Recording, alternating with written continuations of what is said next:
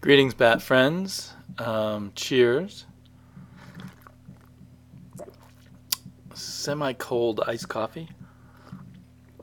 Put a lot of ice in it, but um, I'm here with Batman Eternal number 21.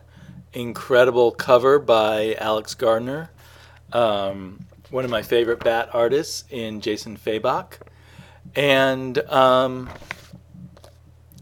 first time I read this issue, I simply hated it. And then I watched some other people's videos and I went back and reread it, and it's a very good issue. But all that became before made this issue kind of piss me off on the first reading. It's written by James Tynion. I mean, the script is by James Tynion, and most of the best of the Batman Eternal issues have been by Tynion.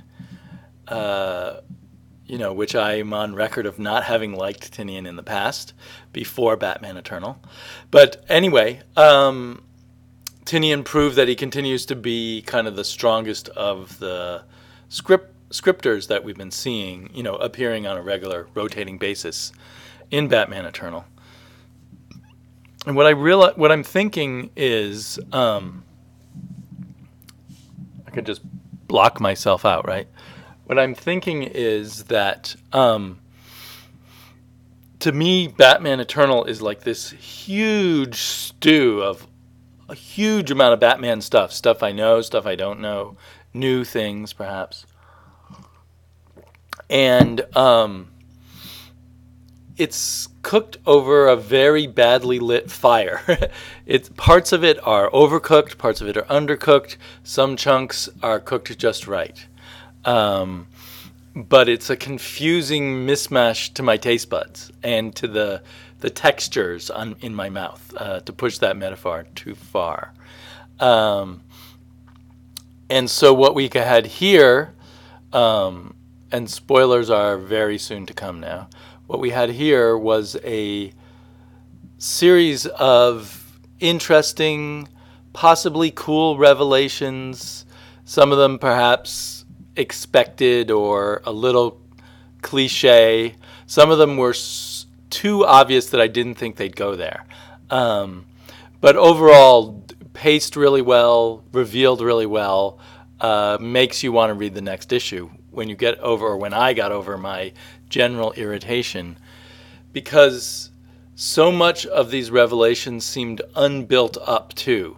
Despite 21 issues, you could get a lot of dense material into 21 issues of a comic book, should you want. But despite 21 issues, it felt like this was issue 21 of a different series in a way. The series that James Tynion would have written if he was writing it alone, and I kind of wish he was, like, the only scripter on it. And there's, been a feeling to me all along of here's certain script beats, plot beats that we have to hit in each issue. Let's hit these. And which plot beats should be in which issue perhaps weren't fully well thought out. We'd have to blame they've made this out to be kind of like the way run like a TV show is run, with a writer's room and a showrunner, a head writer. Whether the editors of these books are the showrunners, or whether Scott Snyder's the showrunner, or Scott Snyder and James Tynion together, who is the master in control, or is there no master in control? That's where this has really, been a sloppily done book. And so it felt like reading answers to plots that hadn't been developed, a lot of undercooked stuff. And, it sort of re-emphasized, where some of these elements in here leave us, re-emphasized to me the wackiness or the undercooked qualities and occasionally overcooked qualities of some of the plot threads that are not addressed here. So, yeah, that was my disgruntlement. But like I say, backing away from that this was actually a really good issue, starting with this fantastic cover. And I guess this is our last Alex Gardner cover for a while. This is the kind of cover artist I want a coffee table book of his work. Why aren't there more coffee table books of cover art? Because we all love the covers, right? And some people buy comics just for their covers. So a coffee table book, showing the covers in a nice large size, would just be a great thing. I think there is, and I should get it, one sort of Batman, 50 years of Batman covers books out there, or however, 60 years or whatever they published it. So I guess I'll just plunge in random thoughts here. What kind of journalist is Vicky Vale? If you were a serious journalist, you would not, if you were sleeping with the police commissioner or even a policeman, you would have to withdraw from stories about that and have not cover that beat. And instead, she's sleeping with the now police commissioner, Bard, Lieutenant Bard, who's become police commissioner. She's sleeping with him to get the exclusive on the story. What are we supposed to think about Vicky Vale there? Their relationship, at least their relationship, has had some beats, distant beats, moving up through the 20 issues prior to this, but really only a mild flirtation, and now suddenly they're clearly sleeping together on a very regular basis. So that's interesting. And they've worked out a deal, where he gives her special access. We got Falcone. They just put him in a room with the Lion at the prison. I don't know why. Why would you do that? As one prisoner is being released, you don't have the other prisoners hanging out with him. At least I don't think that kind of thing happens. Does the Lion look at all like he looked before when he was Jim Gordon's roommate or cellmate? Anyway, and then the warden of the prison just gives Falcone over to Batman. And Batman, literally beats him up hanging upside down. Totally helpless, torturing him, basically. And then he has an invitation just happens to have an invitation in his coat pocket, which didn't fall out when he was pulled up through the air. An invitation that goes back several months, inviting him to come to Gotham. Why am I picking on all this little stuff? Because, it is comic books and all. We get actually quite a good scene with Bard taking over the commissioner's office, and Bullock having a conversation with him. Then Batman shows up and tells him he doesn't trust him, and then gives him the information on a thumb drive, the information that will prove that Jim Gordon is innocent. Are we supposed to be dumb enough to think Batman wouldn't have made copies of it? Is this like, computers? We've only known about computers for a few years, like back in 1986 or 87, when it seemed like you could lose all your computer information so easily. If he tells him he doesn't trust him, why does he then put this important matter into his hands? Surely, in a logical, real world, he'd be giving this information to Gordon's lawyers, perhaps to the press.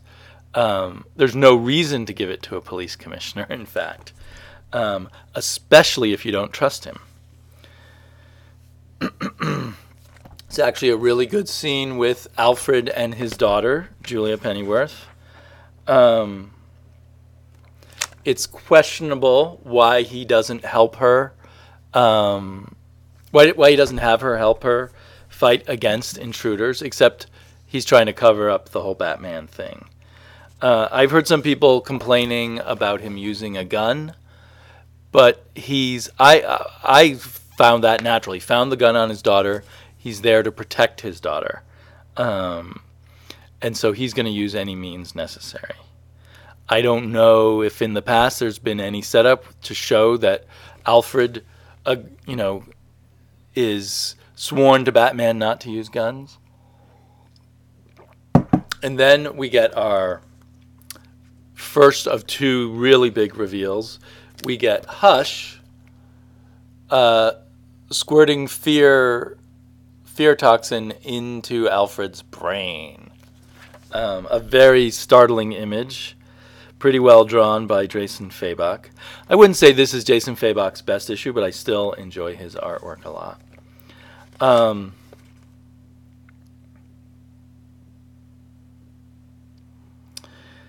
So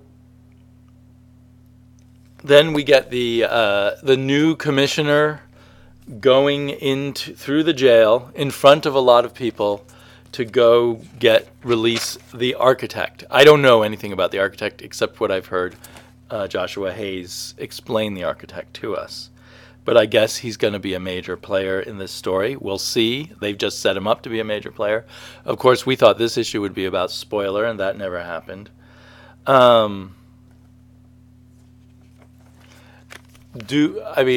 wonder what is so special about the architect. They've sent all these villains after Batman or after Gotham City, and now it's the architect. Is he like totally central to the plan, or just another one?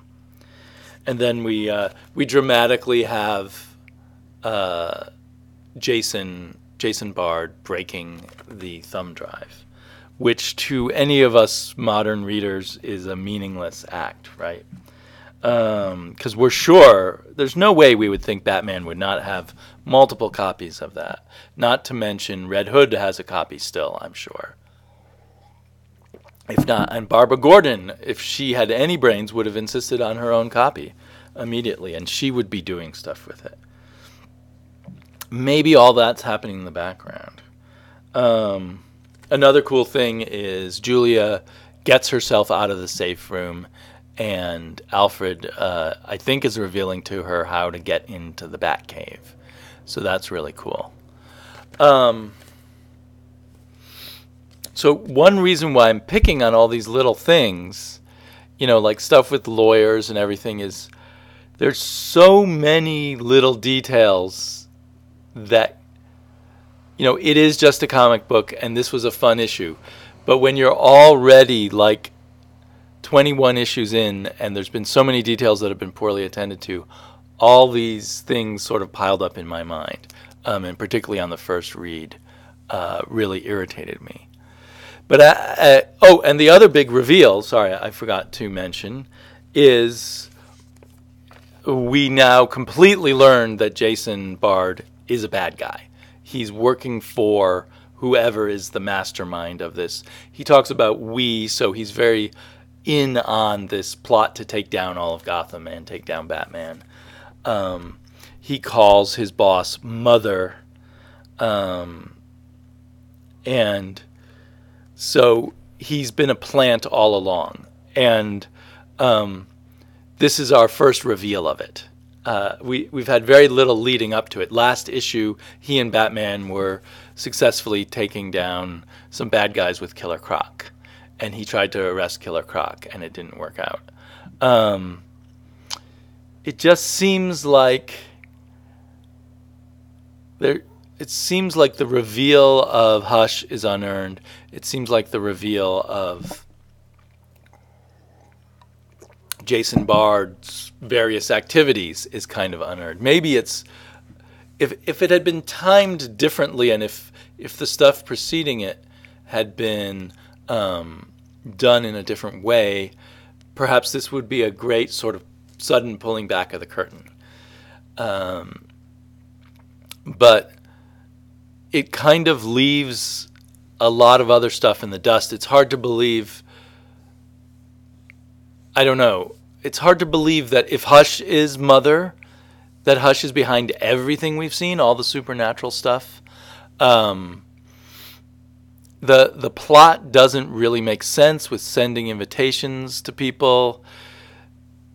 There's just, especially having like spent so much time underground in Arkham, it just doesn't quite make sense to me.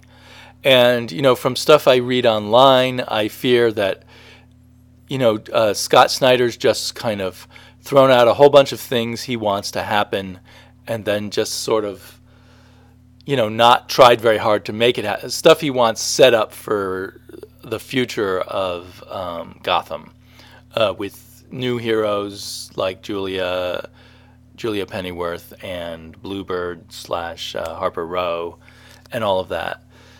But that there's not really a lot of effort put in the larger picture. There's a lot of effort put into individual issues and everything. So I hope I'm totally proved wrong here.